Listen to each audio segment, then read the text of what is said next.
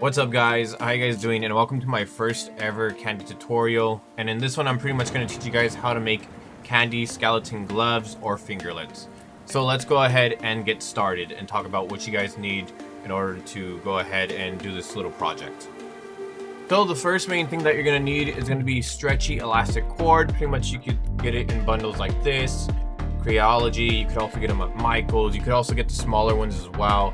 Just make sure that they're elastic and they're stretchy, just because if they're not as stretchy, sometimes it does break. Another thing that you're going to need as well is going to be your scissors, you're going to need a lighter, and of course the beads that you're going to use for the project as well. And this is also optional, you could also have like a little tray just so it's a little bit more easier for you to get the beads.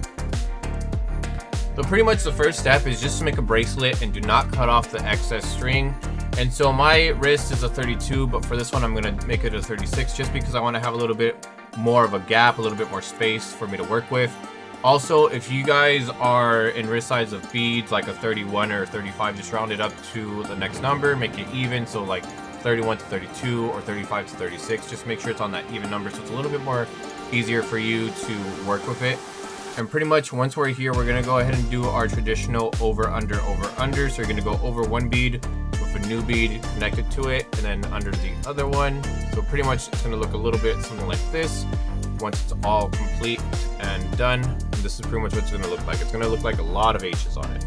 That's pretty much what it's going to look like. So when you're done with the design, right, the first row, pretty much it's going to look like this. You're going to have a lot of H's pretty much. And so in order for you to continue your next row, this is pretty much what I do. And I'm going to try to go ahead and show you guys right here. So right here, this is our last bead that we have to put on, right? This is our last bead right here. And so pretty much we're going to go under the first one that we started with, and then under the first one that we went over with. And we're just going to tie it and pretty much have the finish of the pattern. And so pretty much I'm going to go ahead and try to explain it another time for you guys. So what I did right here was I added this bead right here, went under this one, this blue one, and then went under this one as well to start the next row. So I went under two blues. The first blue that we started with right here, and then the second one right here. And then we're going to continue our next row. And just keep in mind, you want to have it complete like H's on all sides. So you have an H here, H, H, H. So just make sure when you do this part that your original color, like for example the blue, is on top and you have your blacks on the bottom, because there are some times where I have had it where I kind of like loop it like this, and it's a big problem once you get a little bit more ahead, because sometimes you won't be able to actually wear it as a cuff, but it's going to look like kind of like this. It'll look a little bit like this, which is going to be a little bit more complicated for you to do. So just make sure that you have it facing up the right way. If you're using multiple colors, just keep in mind like what your base color is. You usually have like a solid base on the bottom, so it's a little bit more easier for you guys to tell. But pretty much that's pretty much how you do it. And you're going to pretty much go over and under until you get to about this much. And so this is pretty much what the cuff's going to look like. This is going to be the main part of it. And if you're using the elastic stretchy cord like I did mention before, you might notice that the tip's a little bit unraveled, or it might look a little bit fabricy. And pretty much to fix that, just grab the lighter and just go ahead and burn it a little bit. You don't have to burn it for too long, and then you should notice that everything disappears. And so pretty much with that, you're just going to continue going.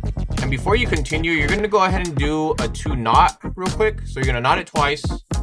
So here's the first one, assuming that it doesn't get stuck again. Oh boy. Number 1. And one more for safety for number 2. Assuming that I could get this. Oh my. There we go. Easy. Not really, but. Oh boy.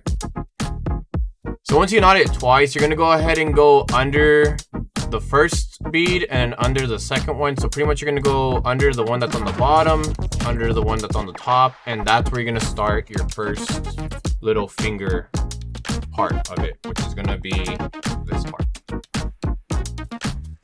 And so for this part, it's going to be a little bit more challenging just because everyone has different types of hands.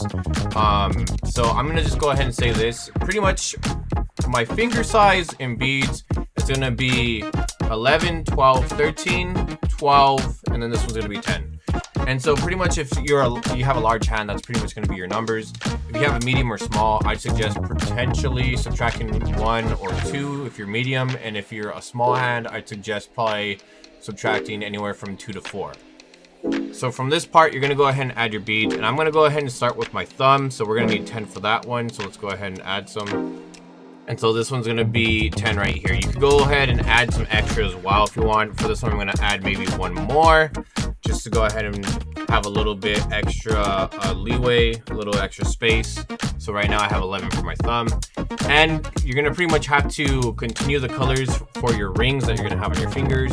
For me, it's going to be 15 in total. If you're a medium hand, just go ahead and subtract 2. And if you're a small, subtract 4. I'm pretty sure those should be it. But for this one, I'm going to go ahead and add 15 blues.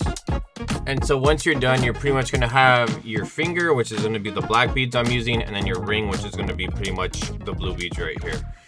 And from here, you're pretty much going to go ahead and pick up the blue beads a little bit, and you're going to put your rope through the black beads.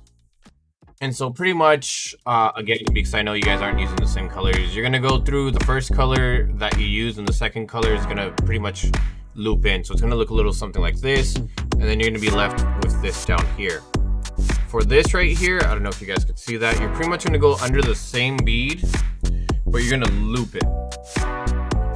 So if you went out one way, so for example, we're out on this side, you're going to go on the opposite side and just loop inwards.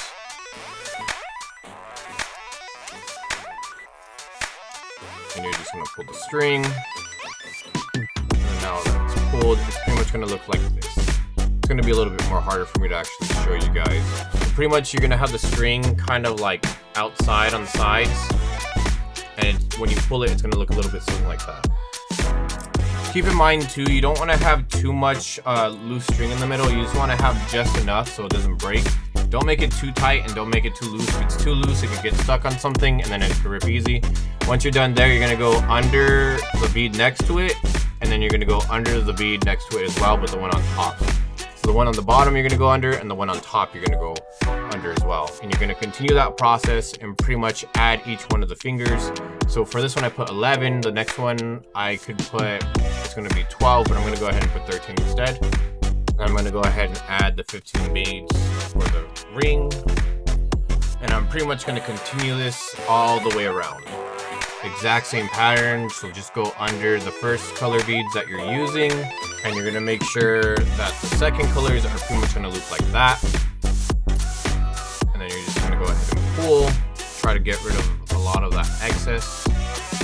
And then you're going to go under the same bead that you were on, just on the opposite side. And then you're going to have another finger, and you're just going to continue the process until you have all 5.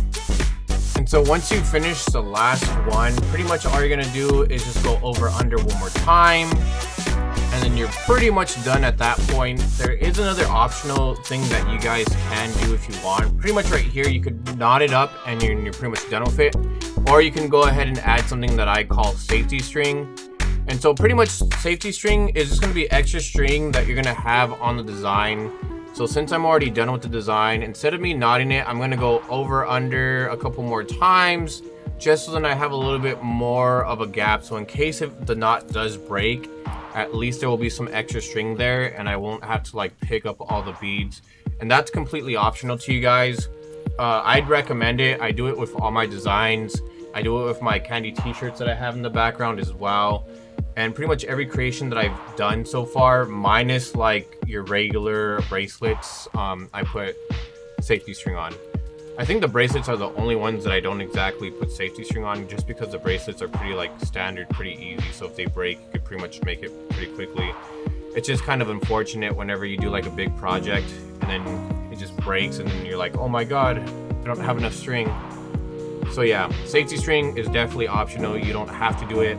But in case if you guys want to make sure that it's a little bit protected, add that safety string. It doesn't have to be too much, just enough. Once you're done, just go ahead and knot it, and then that's pretty much it. And done. Pretty much if you guys need any help with patterns and stuff, here are a couple that you guys could use if you guys like. And just keep in mind, you don't have to follow the exact color pattern. You could always change it up if you guys want. You don't have to use a black background. You could always use like a different type of color. Also, I'd like to also say this.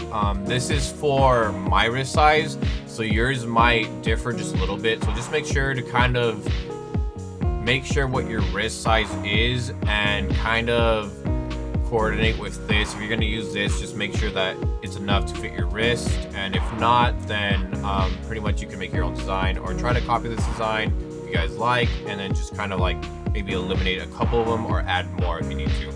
Once again, guys, thank you guys so much for watching. If you guys have any questions about this, just go ahead and leave them in the comments, and I'll see you guys on the next one, hopefully. So take care, guys.